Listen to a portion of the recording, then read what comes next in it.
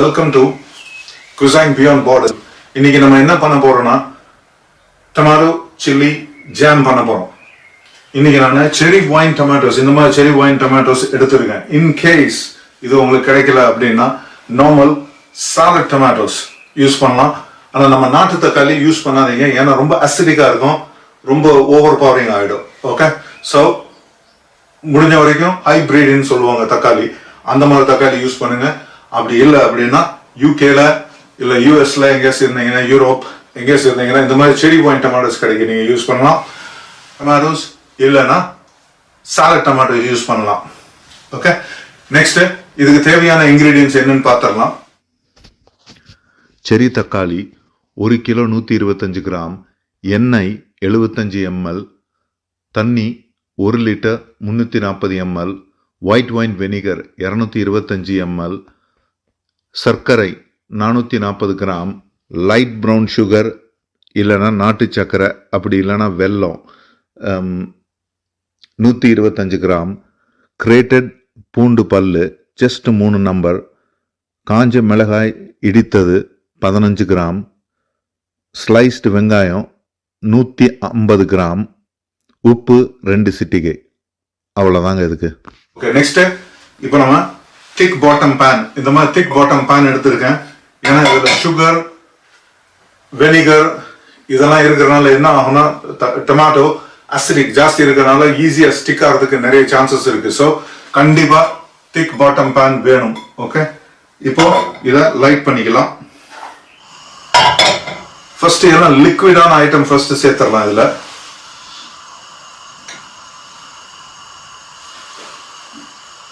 தண்ணி, water,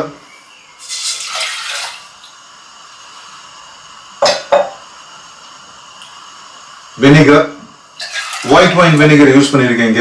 in case white wine vinegar கிடைக்கல அப்படின்னா நீங்க டிஸ்டில் வினிகரோ இல்ல வேற ஏதாச்சும் வினிகர் யூஸ் பண்ணலாம். ஆனா மால்ட் வினிகர், ஏன்னா டார்க்கான மால்ட் வினிகர் யூஸ் பண்ணாதீங்க, இல்லைன்னா கலர் டெக்ஸ்சர் எல்லாமே சேஞ்ச் ஆயிடும். Oil 75 ml of oil.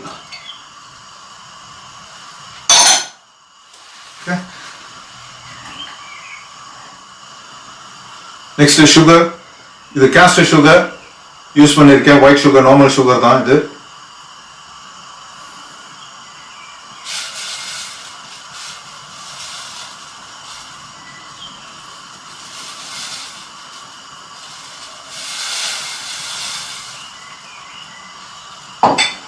Next brown sugar, light brown sugar இங்க யூஸ் பண்றேன்.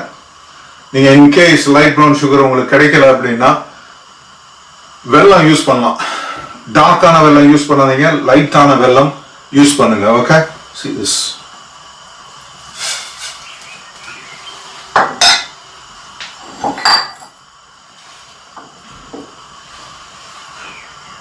சில்லி, கார்லிக், 3 கார்லிக் இந்த மாதிரி கிரேட் பண்ணி வச்சிருக்கேன். இந்த மாதிரி கிரேட் பண்ணி வச்சிருக்கேன், பார்க்கலாம் இப்போ.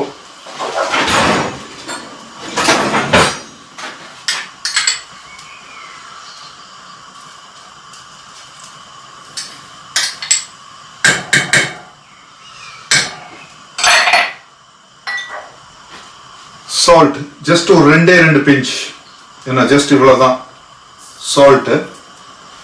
ஓகே, இப்போ அனியன், நான் ரெட் ஆனியன் யூஸ் பண்றேன். உங்களுக்கு ரெட் ஆனியன் கிடைக்கல, ஒயிட் ஆனியன் இல்லைன்னா வேற எந்த ஆனியன் இருந்தாலும் சரி, இல்லைன்னா ஷெலாட்ஸ், இல்லை பனானா ஷெலாட்ஸ், அப்படி இல்லை அப்படின்னா சாம்பார் வெங்காயம் கூட யூஸ் பண்ணலாம். இது போட்டு கொஞ்சம் லைட்டாக அப்படியே ஸ்டியர் பண்ணி விட்டாச்சு.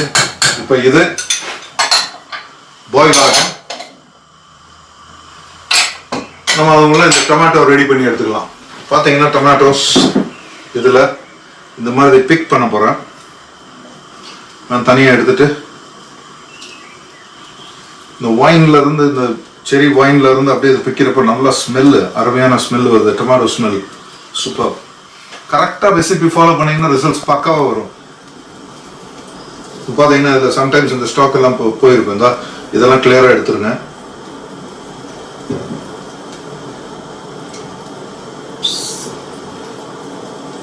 That's it.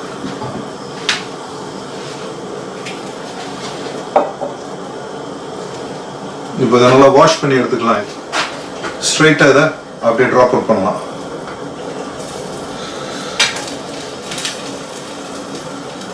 பெரிய டொமேட்டோஸ், இன்கேஸ் டபுள் இன் டொமேட்டோ இல்லை சாலட் டொமேட்டோஸ் யூஸ் பண்ணுறீங்கன்னா கண்டிப்பாக கட் பண்ணி தான் போடணும். இது வந்து சின்ன டொமேட்டோஸ், இது சின்ன தக்காளினால கட் பண்ணல, நான் அப்படியே போட்டிருக்கேன்.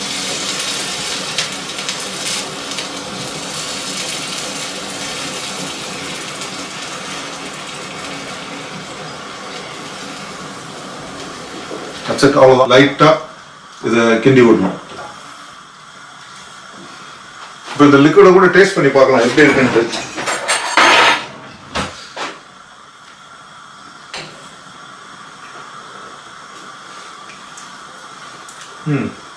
ஓகே, ஆனால் இது ரெடியூஸ் ஆகி நல்ல ஜாம் டெக்ஸ்சர் வர்றப்ப தான் இதோடைய டேஸ்ட் தெரியும். இப்போ பார்த்தீங்கன்னா நல்ல ஒரு திக்கான கன்சிஸ்டன்சி ஆயிடுச்சு. ஓகே, ஒரு நல்ல ஒரு ஜாம், ஸ்லைட்டாக ஜாம் டெக்ஸ்சர் வருது. இப்போ ஒன்று 2 சாய்ஸ் இருக்கு உங்களுக்கு. ஒன்று என்னன்னா இப்படியே வைக்கலாம், அப்படி இல்லை அப்படின்னா நீங்கள் ஹேண்ட் பிளெண்டர் வச்சு பிளெட்ஸ் பண்ணலாம். இப்போ காமிக்கிறேன் பாருங்க.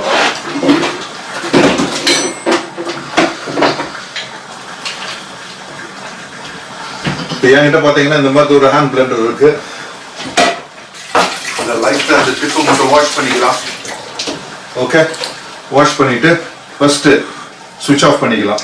ஸ்டவ்வை சுவிட்ச் ஆஃப் பண்ணிட்டு பிளக் இன் பண்ணிட்டு கேர்ஃபுல்லாக சேஃப்டியாக இங்கே ஒயர் எங்கேயும் ஃபயர் இல்லை வேறு ஹாட் சர்ஃபேஸில் படாமல் பார்த்துட்டு இப்போ பார்த்தீங்கன்னா இந்த மாதிரி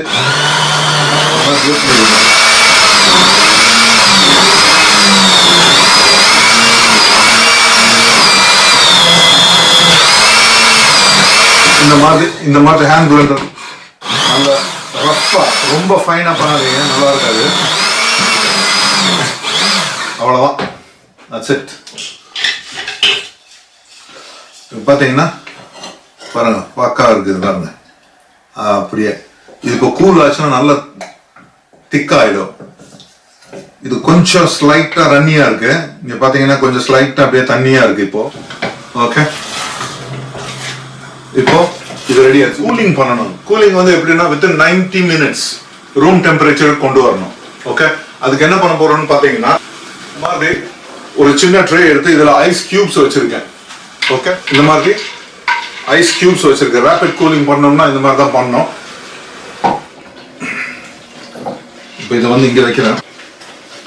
இந்த மாதிரி ஒரு கிளாஸ் வச்சுட்டு இதை இந்த மாதிரி கூல் பண்றதுக்கு இது பண்ணலாம். மேக்ஸிமம் 90 மினிட்ஸ்ல ரூம் டெம்பரேச்சர் வரணும். அதனால தான் ஐஸ் கியூப்ஸ் போடுறோம். ஓகே,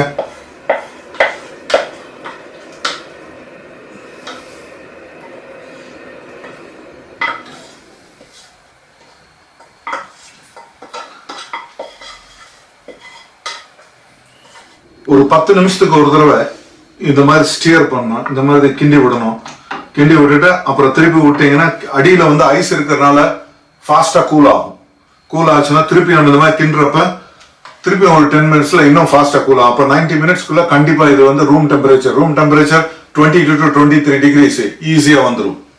இதை பாத்தீங்கன்னா இப்போ ஜாம் டெக்ஸ்சர் ஆயிடுச்சு.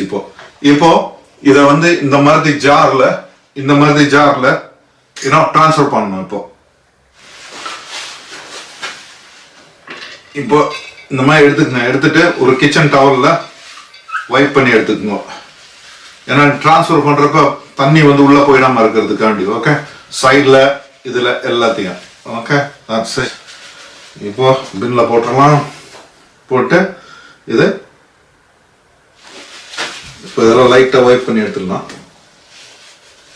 ஓகே, இப்போ இதை சீல் பண்ணிடலாம். சீல் பண்ணிட்டு that's it. Chilli jam ready.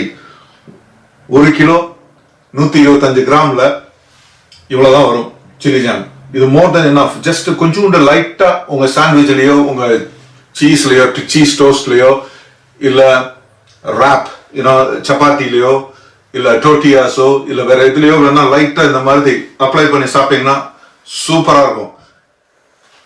இந்த ரெசிபி வந்து நிறைய ஃப்ரெண்ட்ஸ் கிட்டயும் நான் ஷேர் பண்ணியிருக்கேன்.